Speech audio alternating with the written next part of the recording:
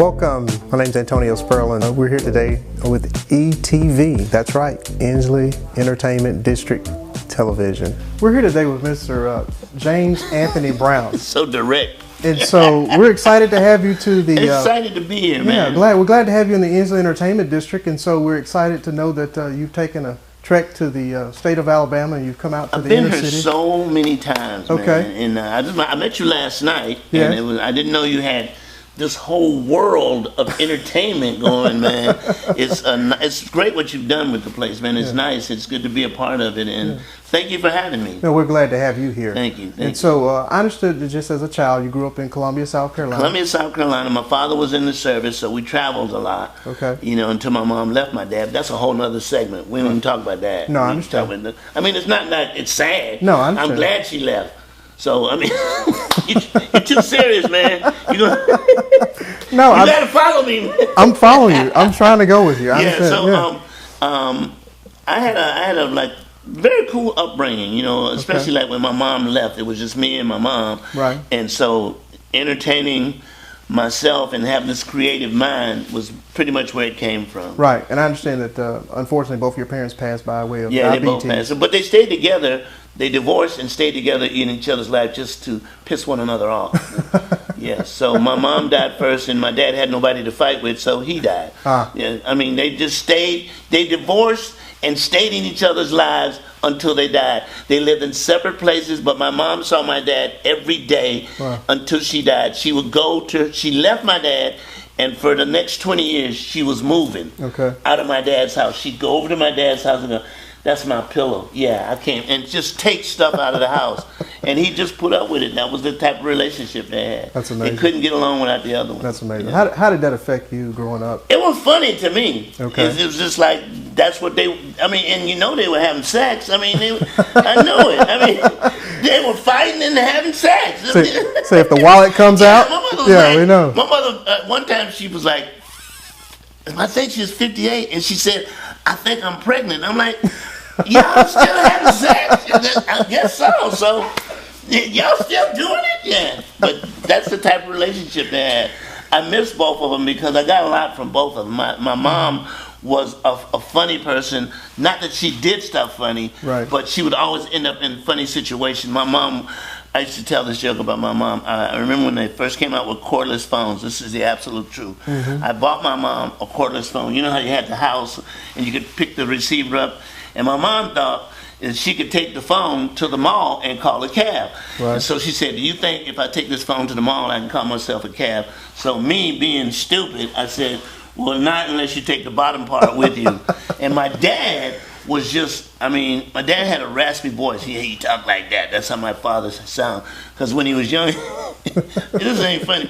He got shot in the throat with a BB and it infected.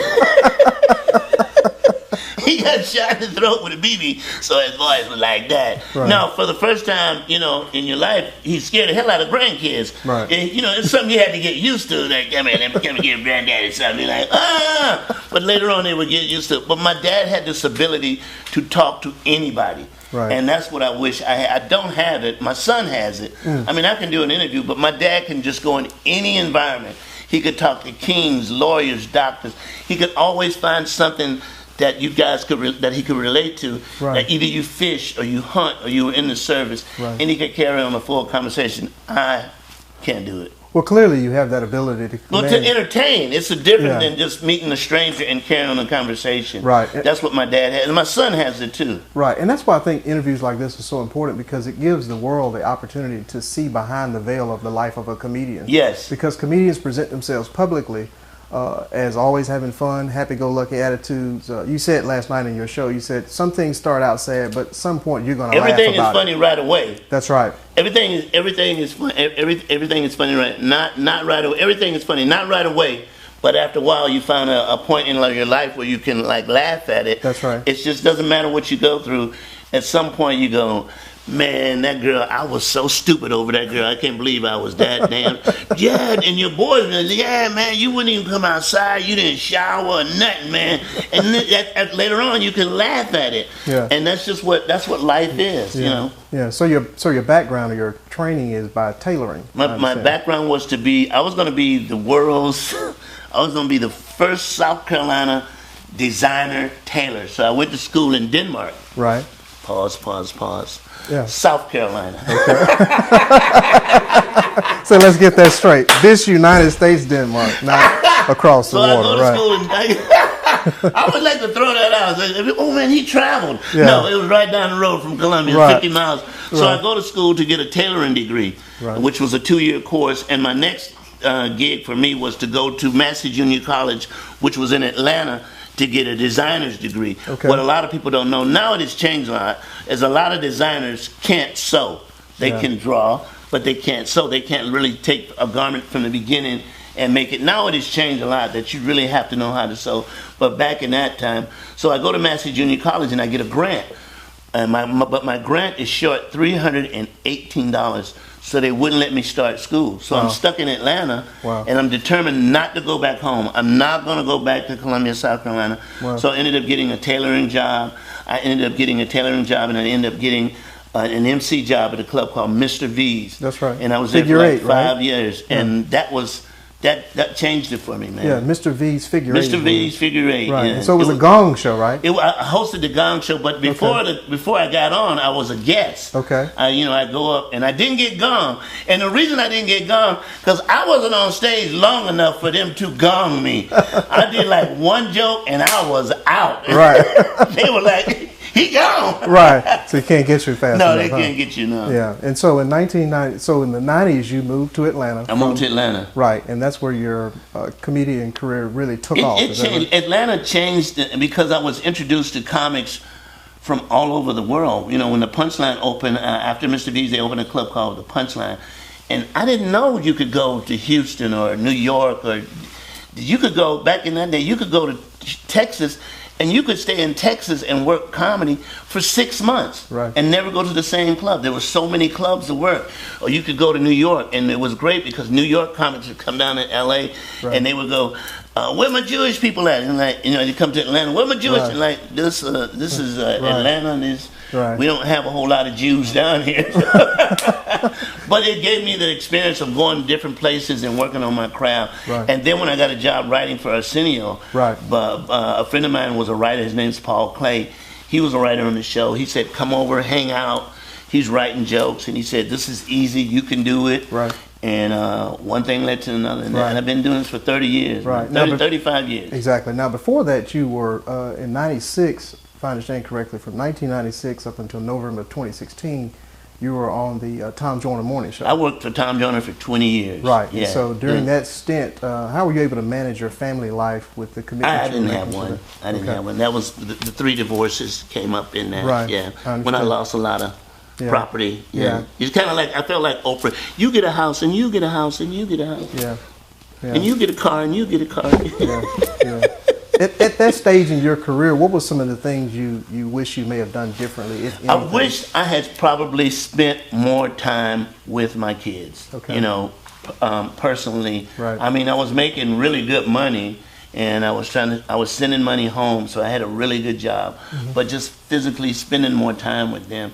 Now, when I was starting out in comedy, there was a stint in my life where I took my kids on the road with me. I had a little raggedy brown Pinto. I'd load them up in the car, and I tell this story, man. One time I got all 3 of my kids in the car. We're going to do a gig.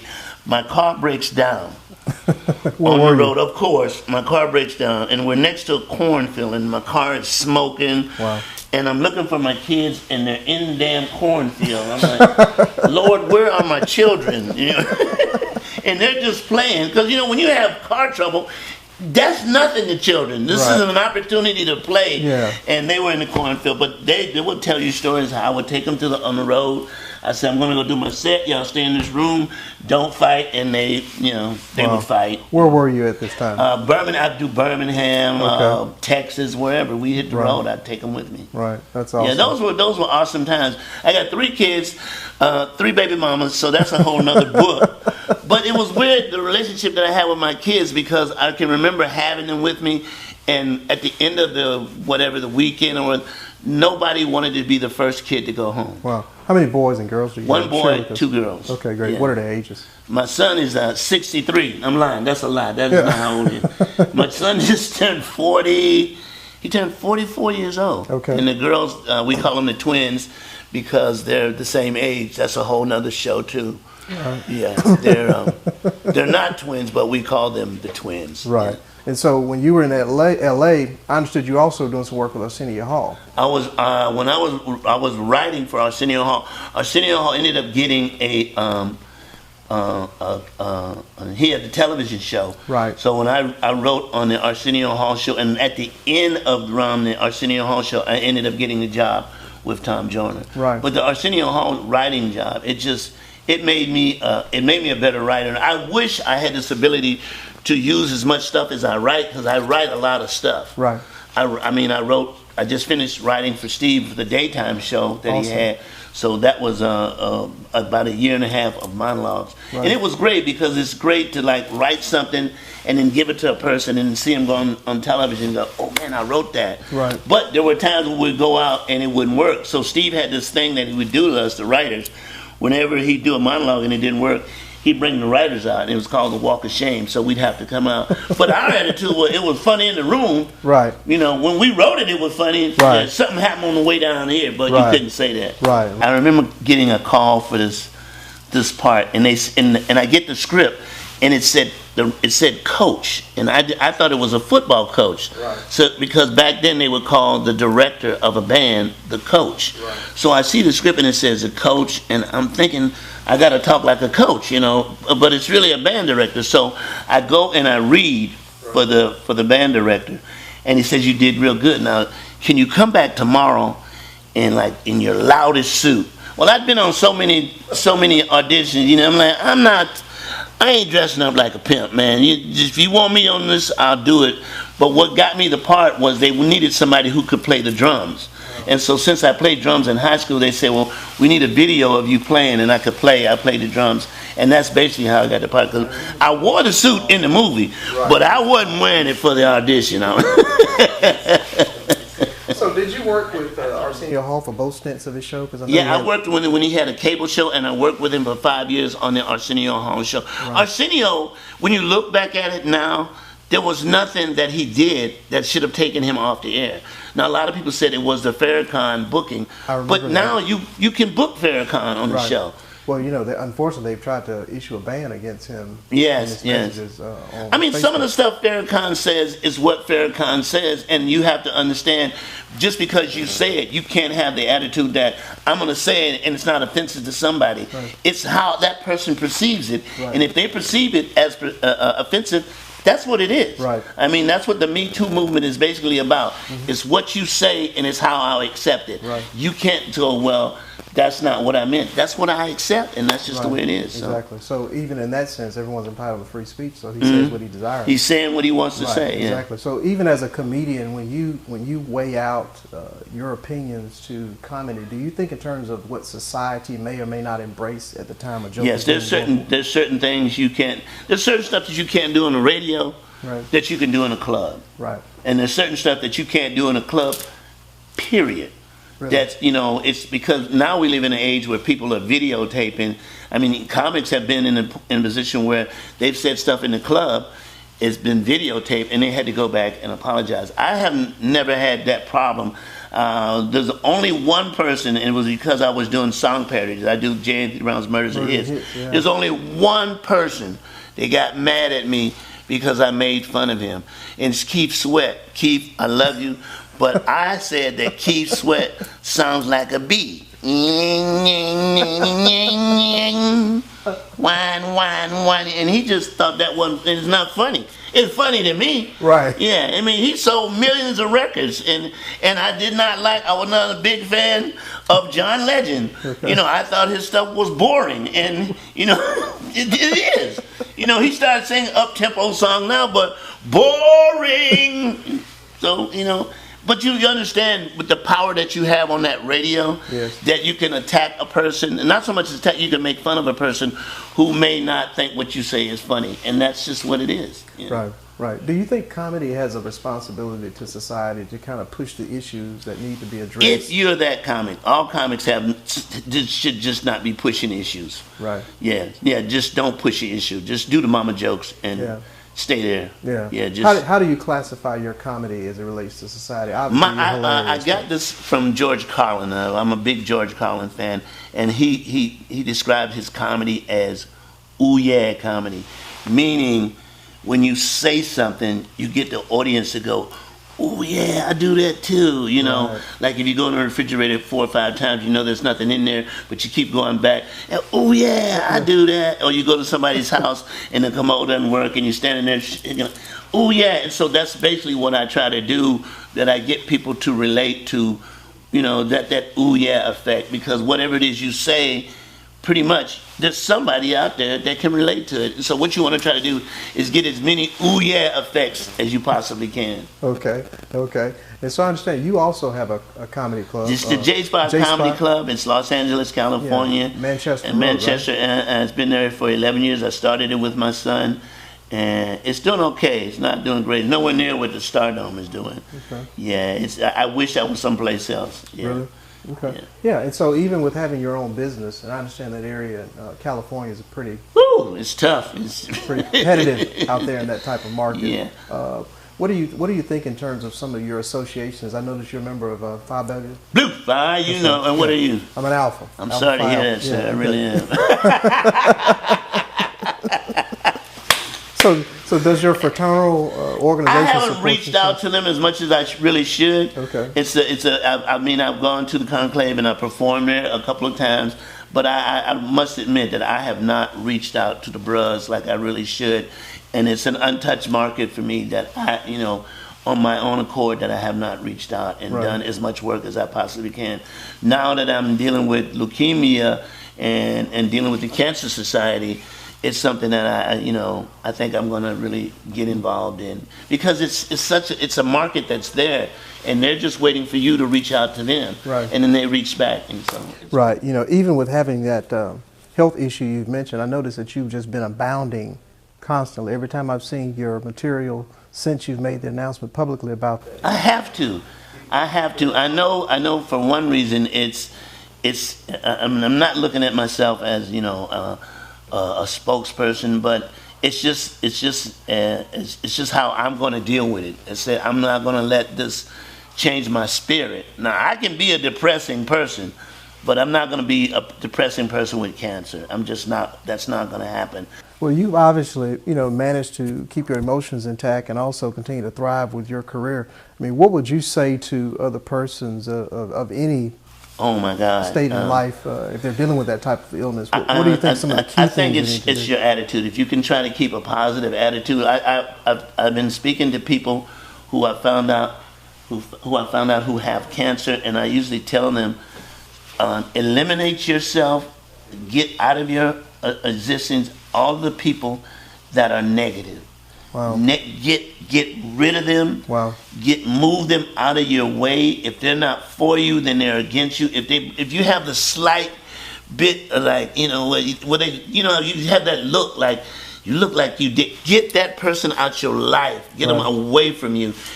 I mean, I'm no minister, but some days you got to get some Bible nourishment in you, like one day a week or once a month or bedside manner. You got to get. That's just me. How do you think, in your opinion, as we get ready to conclude in just a moment, comedians deal with the vulgarity of the comedy, but yet the life of their beliefs? Do you think that at any? It's a balancing act. I mean, I take Bill Cosby for instance. he was America's dad. Yes. You know. Right. So you had no idea of what he was doing. I'm off stage. I'm gonna be. But now I knew Bill Cosby. I will be doing wheelchair stand-up when they. Bill Cosby cursed a lot. I mean, he didn't curse on stage, but he had a foul mouth. He'd be like, "Mr. Cosby, did you hear Mr. Cosby curse?" And so he was. That was the balance that he had, you know, that he was dealing with, and it got the best of him.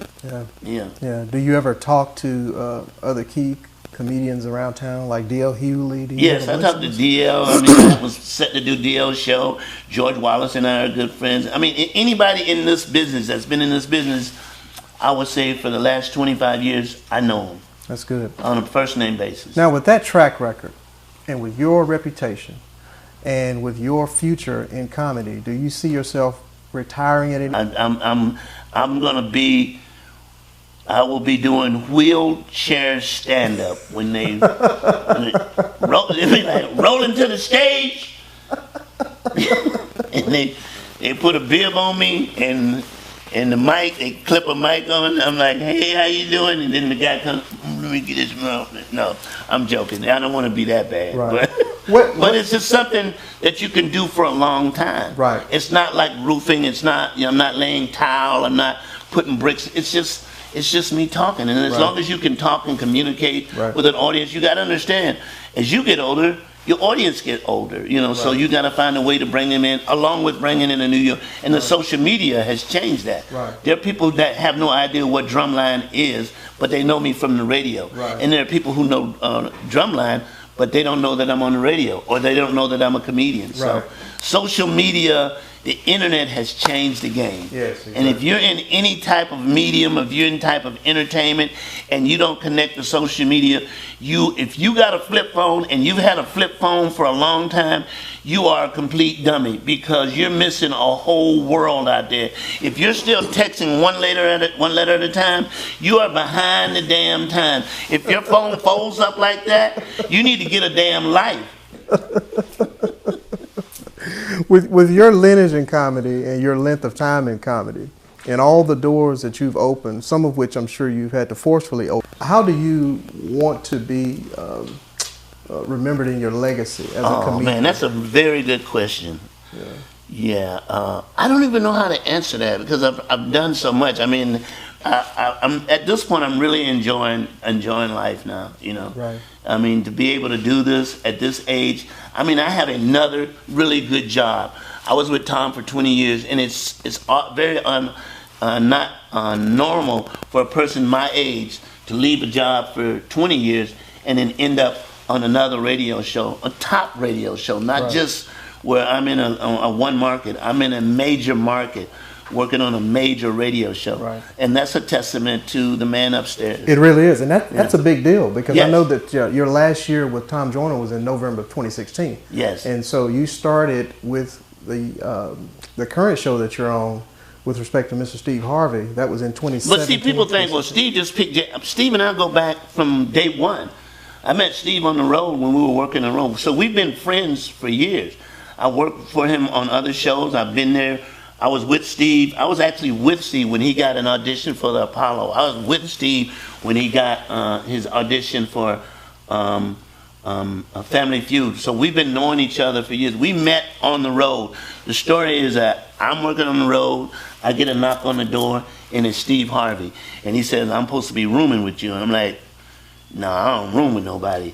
He said, "Well, I ain't got no money." He says, "Well, here, you go back downstairs." I gave him the money. "You go back downstairs and get you a damn room, because I'm not rooming with nobody." So he goes and get a room, and he come back. He said, "Do you have an iron?" I'm like, "Yeah, I got an iron." And then he closes the door back. He says, "Do you have an extension cord?" So we've been friends for years. You know, I was working for Steve doing the Steve Harvey show before he got syndicated, because we would work, and I would do the Tom Joyner show from 3 to 7 in the morning, which was live LA time. Steve was just on in the LA market. So when I would leave Tom at 7, I'd go and hang out with Steve, and he was just on in the LA market. And that's where he started calling me Bitter Man. Yeah, 20 years ago, I had the pleasure of working with Al Joyner, who was Tom's brother. And they have the funniest Joyner in the world. He really is. 10 times funnier than Tom. Sorry, Tom. Sorry, your brother, who's not longer with us, is funnier than you. Yeah. Yeah. Al Joyner was hilarious. Al Joyner was a natural comic, man. Yes. He really was. Yes. And I would come to Birmingham. It was so fair. And I would call Tom and say, man, your brother, he would call for like 40 tickets. I'm like, man. And Who does that? He would. He's like, Jay, I said, man, your brother asked for 40 tickets, and he's got 72 McDonald's, and he's never bought me a bag of fries or nothing, man. But he was just a sweetheart, man. He loved comedy. He does. He loved entertainment, and he was just cool. And I'm glad that I met him through Tom. He was a good guy. Yeah, he would invite you to his home and do a big spread for you. He was just he just loved life. Yeah. A beautiful family. Too. Yeah, his wife. And it was so weird. They had a good relationship, Tom, and all he wanted to do was. And Tom, I know Tom feels bad that he never let his brother do it. You know, when Tom would get the time, he'd go 25 before the hour. That's right. Tom wouldn't let him do it. And I know it's like, that's all the man wanted. At the season of your life, and with the variation of other comedians' desire to become as successful and influential as you are, not only in the U.S., but I'm sure in other states and just abroad, how important is it for you, or have you taken the responsibility or thought to say that you're going to be the conduit by which other comedians will continue to launch their career and tread those same stones or those paths that you've already blazed so that their load is not as heavy? Well, I think one of the things that the younger comics have now, the internet has totally changed the game. Yes. No longer do you have to go from what is called the Chitlin circuit. You don't have to work that way. So if you have a medium that is going to make you reach 50 or 60 people and you're not using it, shame on you. Right. Now, I know a lot of comics who hate the fact that these internet comics, but it's the same thing that we did. There were comics that were out there before we were, and we came on Def Jam and we just blew up. Right. Def Jam changed the game. Well, Def Jam is 35 years old now, so it's the internet, and it's paving the way. And maybe 20 years from now, it won't even be the internet. It just be your mind. I don't know what it'll be, but it'll be something different. Yeah. And you just have to embrace that. Either get on board as to what it is, or just get your ass out the way. Right. Absolutely. Well, thank you so much for having me, man. And we're just so glad. And remember, again, tonight, the Comedy Club. And tomorrow night. And tomorrow night. Friday night. And Christians, there will be some cursing. So. A lot. So don't. Make sure you come out and support. Yeah, make sure. J. Anthony Brown, the Comedy Club, Ooh, tonight. He cuss a lot. And tomorrow night. Thank you so much. As much cussing as you think I'm going to do, add more to that. Okay. So you'll know. Thank you very much. Thank you, man.